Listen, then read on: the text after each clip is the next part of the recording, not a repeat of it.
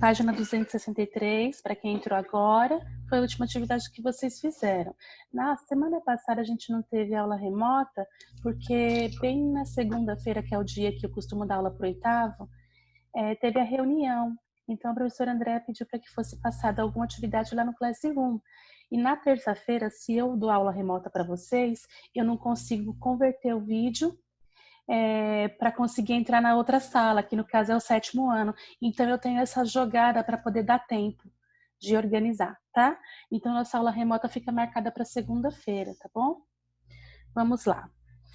Aqui tem um resultado de um hemograma, que é um exame de sangue. Aí vocês fizeram a análise desse hemograma. Vocês estão me escutando tranquilo, né, gente?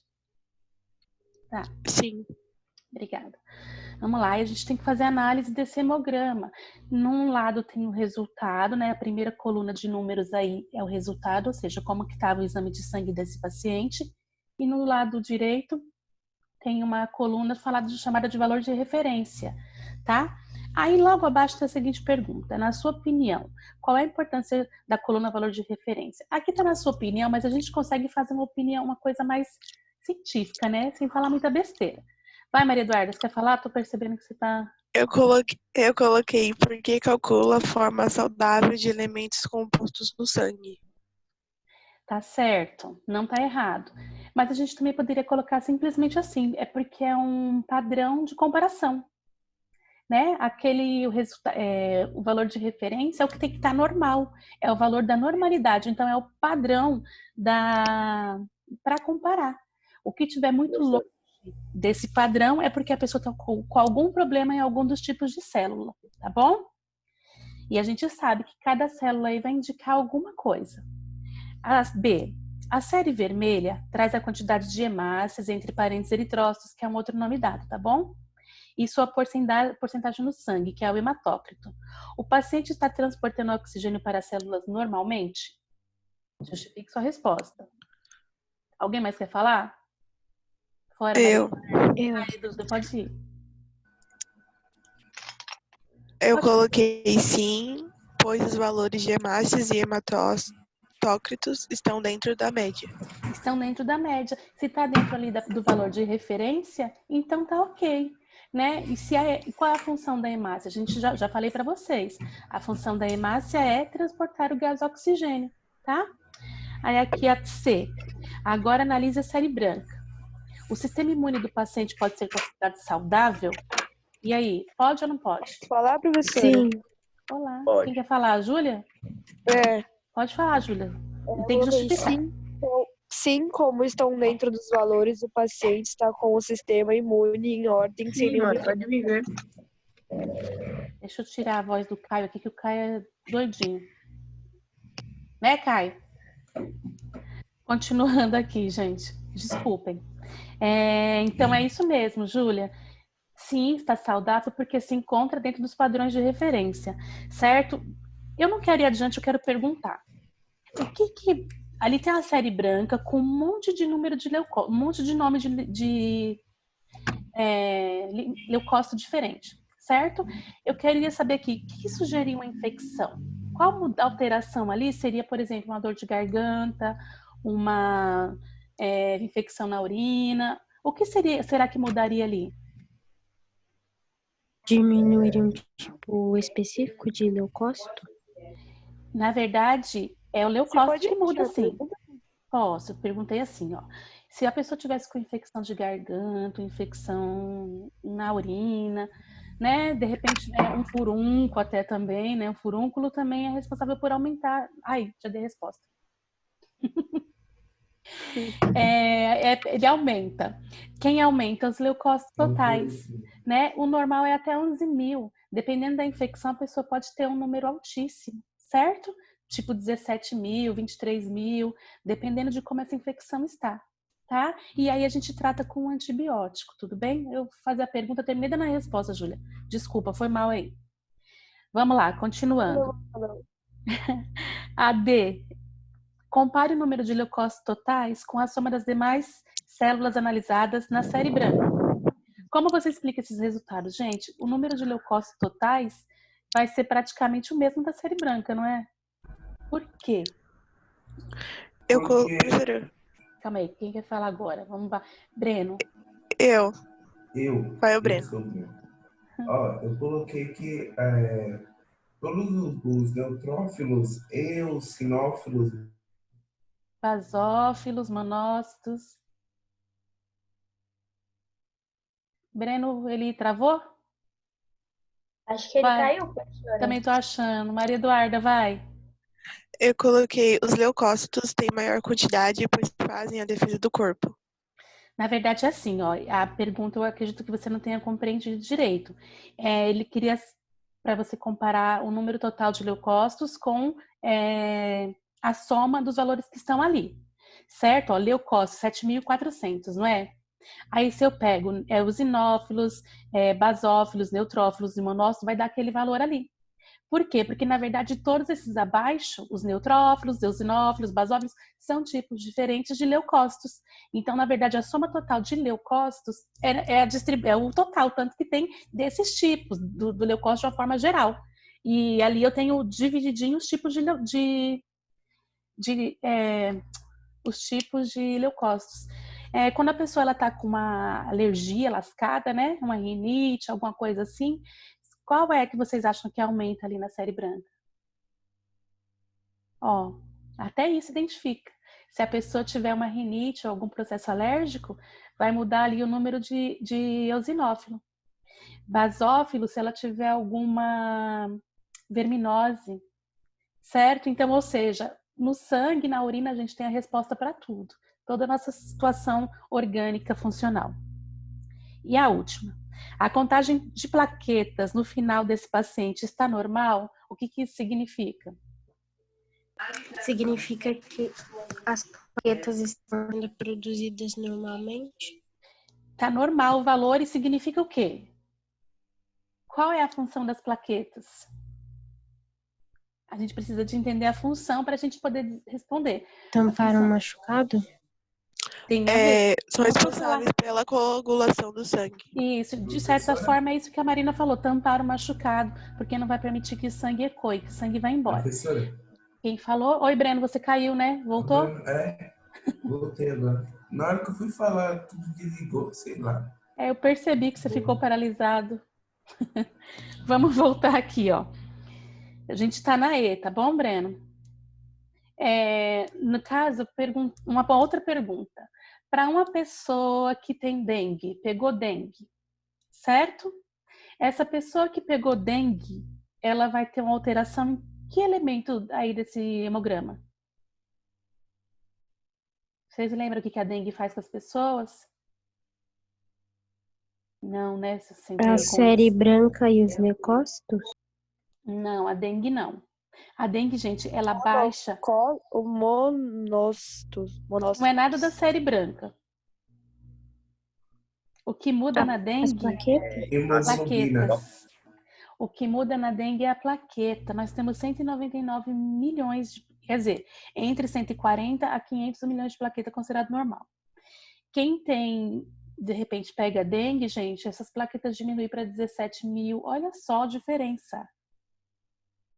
Certo? Então, ou seja, nessa proporção, a pessoa termina tendo um atrito qualquer, ela pode sangrar até morrer. Por isso que a dengue é tão prejudicial, ela diminui drasticamente o número de plaquetas, certo? Agora vamos para a aula de hoje, página 264. Eu vou compartilhar com vocês a tela aqui para a gente acompanhar. Vocês acompanham por onde vocês quiserem. Se quiserem acompanhar. Professora, Pode você pode falar. esperar só um pouquinho que eu tô corrigindo a D? Posso esperar sim. Quem falou que não? Calma aí.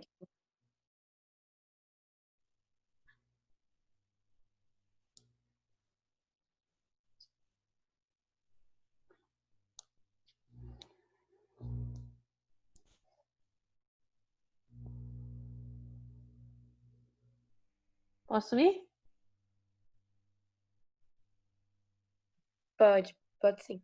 Tá bom, Elisa. Vamos lá. A gente já não leu isso? Essa parte de baixo não. Ah. Certo? Aqui eu só vou justificar a questão das plaquetas, tá bom? Só para a gente finalizar a situação. Ó, As plaquetas, ela forma essas fibras aqui, ó, no processo de coagulação do sangue, que impede que as células passem, então impede que extravase, certo? Aqui a gente tem, ó, um leucócito, mais leucócitos e vermelhinho aqui, ó, os eritrócitos, tá? E essas redes, essas fibras aqui, na verdade aqui é plaqueta, tá? Falei errado, desculpa. Aqui são os fragmentos celulares, que são as plaquetas, que estão formando essas fibras que impede que o sangue extravase, que ele saia, tá? É assim o processo de coagulação. Vamos lá, agora então. Aonde se formam então essas células sanguíneas? Eu preciso que vocês primeiro compreendam uma situação que é muito fácil de confundir. Quando eu falo medula, a palavra medula se refere a qualquer parte central de um órgão que não seja oco, certo? Então ali é uma medula. Mas quando eu falo medula, a maioria das pessoas remete essa informação à coluna vertebral, ao que está lá dentro da coluna vertebral. Ali também tem medula. Só que a medula que está ali, ela se relaciona ao sistema nervoso. Quando eu falo de célula sanguínea, a medula que me interessa é a que está dentro dos ossos longos. Então, vamos analisar aqui esse esqueleto. Aqui eu tenho o fêmur, húmero, ulna, rádio, tíbia, fíbula, né? Esses são os ossos longos do nosso corpo. E dentro deles, a gente tem uma medula que é a responsável pela produção em massa, né, das células sanguíneas. Por isso que quando a gente tá... os ossos chatos também, gente. Aqui os ossos ilíacos aqui, eles também possuem medula, tá? Por isso que quando uma pessoa tá com leucemia, que é um tipo de câncer no sangue, ela precisa de que a gente doe a medula óssea, né? E esse processo de doação da medula, ele exige internação. Por quê? Porque vai ser introduzido, com auxílio de um anestésico, é claro, uma agulha até dentro do osso para tirar a medula que está dentro do osso da pessoa. Então é um processo dolorido. Então quando a gente vai doar medula, a gente precisa de uma internação. Então a medula que a gente usa é a medula óssea vermelha. É ela que produz, então, os diferentes tipos de células sanguíneas. Tudo bem até aí? Para a gente ter em dia, né, o sangue de forma adequada, não ter nenhum problema, a gente já sabe que nos precursores, uma das formas mais importantes para a gente ter a saúde em ordem é a alimentação.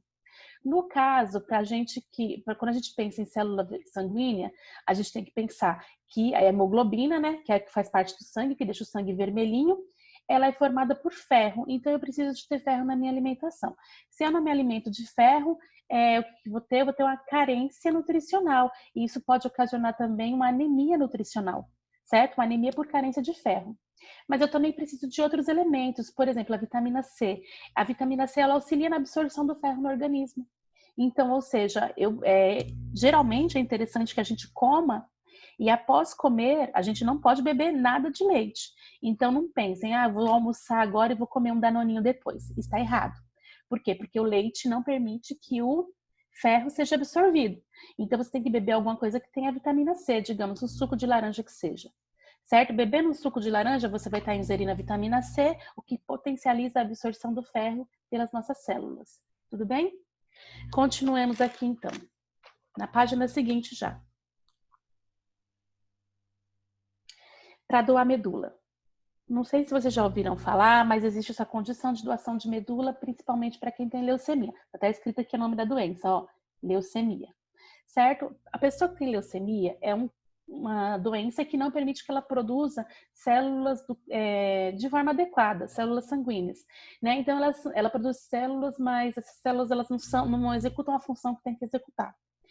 Sendo assim, então existe a doação da medula e para isso tem alguns critérios que são importantes. Olha ali, primeiro, a idade entre 18 e 55 anos. Segundo, tem que estar bem. Se não está saudável, por que vai doar?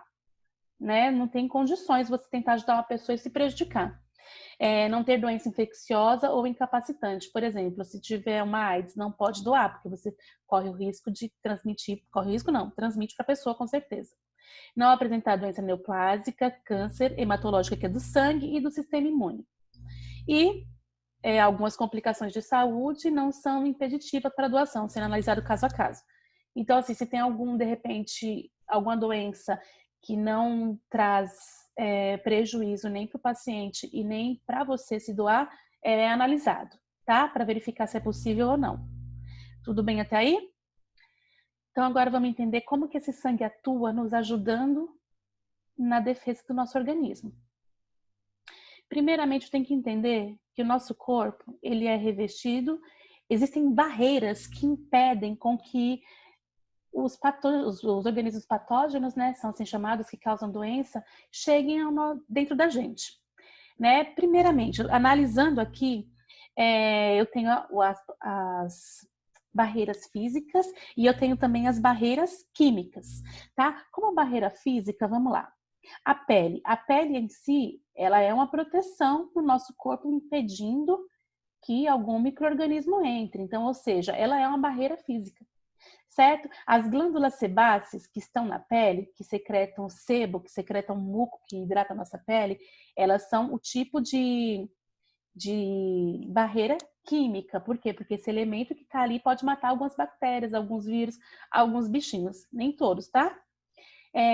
Por exemplo, digamos que a gente engoliu alguma coisa, certo? E quando a gente engole, lá no estômago tem o quê? Ácido clorídrico. Então, esse ácido que está aqui também mata. Então, é a outra barreira química, certo? Além, vamos pensar aqui, ó, essa lisozina é uma proteína presente nas lágrimas. Então, quando alguma coisa cai no olho, nosso olho lacrimeja. Por quê? Porque ali já tem um antibiótico que pode matar algum micro-organismo que queira entrar por ali, tá? No nosso sistema respiratório tem o muco, que é secretado pela cavidade nasal, pela faringe e laringe, além dos cílios. Então, por exemplo, a sujeira se acumula, né, se prende nesse muco, aí ela desce em direção à faringe e à laringe. Quando ela desce para cá, a pessoa pode engolir ou cuspir, certo? E não é só aqui. A gente também tem muco e cílios, olha, nessa região dos brônquios, que também prende qualquer coisa que possa querer vir para o pulmão. Então, existem esses dois tipos de barreiras, que são classificadas como física e como química, tá bom? Como química, geralmente tem composto químico que vai agir diretamente contra o organismo. Como física, é aquela que só vai impedir que ele vá para lá, como se fosse uma porta, tá? Continuemos aqui, então. Opa, demais, perdão. Aqui. Esse sistema de defesa do nosso corpo, ele recebe o nome de sistema imunitário ou simplesmente de sistema imune. Perdão, gente. Esse sistema imune, ele se organiza, né, de forma com que os leucócitos, que são as células de defesa, fiquem fáceis para pegar os agentes patogênicos. Inicialmente, a gente já sabe, também, para o bom funcionamento do sistema imune, o ideal é uma boa alimentação, rica em diversos tipos de nutrientes diferentes, para que a gente possa construir essas células de defesa e o nosso corpo fique de forma adequada. Olha aqui essa imagem, gente. Aqui a gente tem os diferentes tipos de leucócitos atuantes, o neutrófilo, como está dizendo aqui, o linfócito, né, granulócito, que é o eosinófilo, esse daqui é responsável pela alergia quando ele está muito alto, certo? Cadê o monócito? Não tem nenhum monócito aqui? Não tem. Mas o monócito é uma célula fagocitária. Isso quer dizer, chega uma bactéria ali, ele vai lá e come a bactéria, tá? O que mais aqui? Os linfócitos, eles são responsáveis pela produção de anticorpos. Por exemplo, você teve uma gripe. Você nunca mais vai ter essa gripe. Por isso, gente, não sei se vocês perceberam, agora com o Covid, eles estão, procurando as pessoas que já teve Covid para fazer estudo delas, né, do sangue delas. Por quê? Porque essas pessoas que já tiveram Covid, elas já têm anticorpos contra o vírus. Então, ou seja, a partir do estudo desses anticorpos, de repente criar ou pegar o deles mesmo para poder criar a vacina. Certo? Então, ou seja, o nosso corpo ele cria anticorpos depois que a gente tem um primeiro contato com o agente patogênico ou com a doença em si. Tá bom? Vamos lá adiante. Vacina e soro, como que funciona? Primeiramente, quando a gente fala em vacina, a gente tem que entender que ela tem um objetivo de prevenir. A vacina é preventiva, ela é uma prevenção, ela impede que a gente fique doente de alguma coisa. E como que ela funciona? A vacina é nada mais, nada menos do que os anticorpos já prontos para uma determinada doença. Por exemplo, não, gente, falei errado, perdão. Confundi com soro aqui, desculpem. A vacina é o patógeno, é o próprio vírus ou o próprio micro-organismo que vai ser inserido. Esse vírus, ele pode estar inativo, isso quer dizer enfraquecido, mas ele é vivo, certo? Ou ele pode estar morto. As vacinas mais eficientes são as de vírus vivos. Então, quando a pessoa toma a vacina, ela tem que estar com a imunidade ok, ela não pode estar com nenhuma doença, nenhum resfriado, nem nada. Por quê? Porque se a pessoa tomar uma vacina e ela estiver com o sistema imune fragilizado, como eu falei para vocês, a vacina, ela às vezes tem um micro-organismo vivo, ele está fraco, mas ele está vivo. Aí esse micro-organismo chega dentro do corpo da pessoa e fica bem. Aí a pessoa termina ficando doente, a vacina não adiantou. Por isso que precisa de estar bem. A pessoa doente não pode tomar uma vacina, tá? Não sei se vocês têm irmãos pequenos ou se vocês já foram com alguém na vacina e perguntaram para a criança, que é mais fácil, né?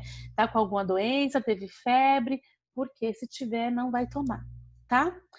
E o soro? O que é o soro? O soro é nada mais, nada menos do que os anticorpos já prontos que retiram de alguma forma. Deixa eu explicar aqui para vocês como funciona. Imagina aqui esse cavalo, certo? Eu venho no cavalo e coloco a toxina, ou seja, a própria vacina no cavalo. Colocou a vacina no cavalo, o cavalo vai desenvolver os anticorpos aqui. Quando ele desenvolve os anticorpos, eu vou tirar o sangue do cavalo. Tirando o sangue do cavalo, vai colocar na centrífuga para pegar essa região aqui, ó, o plasma. Porque esse plasma aqui, ele vai estar cheio de anticorpos e é ele que vai ser usado para formar o soro que é administrado no caso de alguma situação de doença ou até mesmo de acidente, como por exemplo, picada de uma cobra, tá? Lá no Instituto Butantan, eles usam cavalos para fazer os soros. Pessoas que tiveram acidente com cobra, essas coisas são levadas para lá, porque lá já tem o soro pronto para essas eventuais problemas que possam estar acontecendo, tá? Eu chamo, gente, a vacina de imunização ativa. Por que ativa? Guarde isso na cabeça. Ela é imunização ativa porque ela faz com que o nosso organismo produza os anticorpos. Já o soro é a imunização passiva. Por quê? Porque eu estou dando para ele um remédio, tá? Eu não estou pedindo, não estou, no caso, estimulando esse corpo a produzir anticorpo. Eu estou só dando um remédio para ele já pronto. Nesse caso, quando a pessoa toma o soro já pronto, ela não cria imunidade. Isso quer dizer, se a cobra picar ela de novo, ela vai ter que correr de novo para tomar um medicamento, porque ela não vai criar anticorpo contra esse veneno, certo? Essa é a diferença, então. Vamos ver que tem um quadro comparativo. Vamos lá, ó. Imunização ativa, que seria a vacina, né? O que acontece? O corpo aprende a se defender, certo? Na imunização passiva, que é o uso do soro, né? Inoculação de anticorpos não produz célula de memória. O que é essa célula de memória? É a célula que vai guardar a informação. Por exemplo, assim, entrou o patógeno no corpo, aí os linfócitos vão produzir os anticorpos. Aí os linfócitos produzem os anticorpos e esses linfócitos que produziram anticorpo, eles viram célula de memória. Por que célula de memória? Porque eles já vão ter ali a receita de como produzir esse anticorpo. Aí a pessoa sarou, ok, tá bem, a vacina fez efeito, o que vai acontecer? Se a pessoa tiver um novo contato com esse micro-organismo que causou a doença, ela vai já ter a célula de memória pronta. Então, essa célula de memória já vai produzir os anticorpos e acabar com o problema. Já no caso do soro, não tem a produção dessa célula de memória. Vamos lá, imunização ativa, natural ou artificial? Natural quando a pessoa fica doente, certo? Ela teve a doença, tipo, pegou uma gripe. Você não vai pegar mais aquela gripe, o seu corpo vai se livrar dela e você nunca mais vai pegar aquele tipo de gripe com aquele vírus. Por quê? Porque você vai ter uma imunidade pronta contra aquele vírus.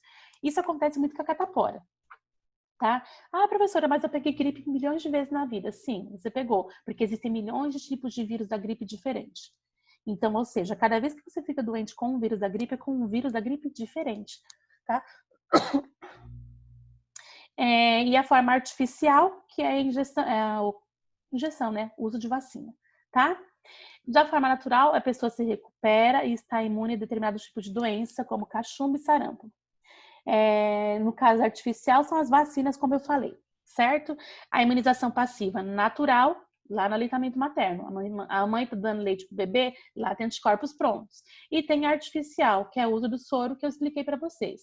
Esse soro que está aqui opa, que está aqui presente nessa região aqui do plasma do sangue do animal que foi inoculado, no caso a vacina. Tudo bem?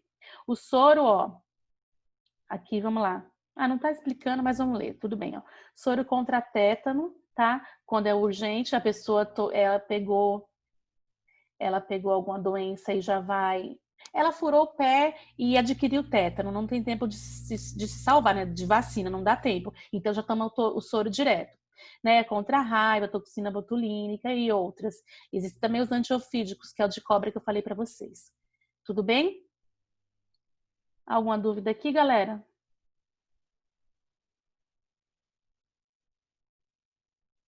Eu tô falando sozinha. Oi, Marina. Professor, eu tô balançando a cabeça que eu achei que você tava vendo. Eu não escutei. Breno, fala de novo. Não, que você perguntou, aí eu fiz tipo, joinha, entendeu? Eu É que eu achei não que você vi o tava joinha, olhando as perdão. câmeras. Tá. Desculpa. Certo, gente? Então, ó, eu vou acabar com a reunião. Deixa eu parar aqui já.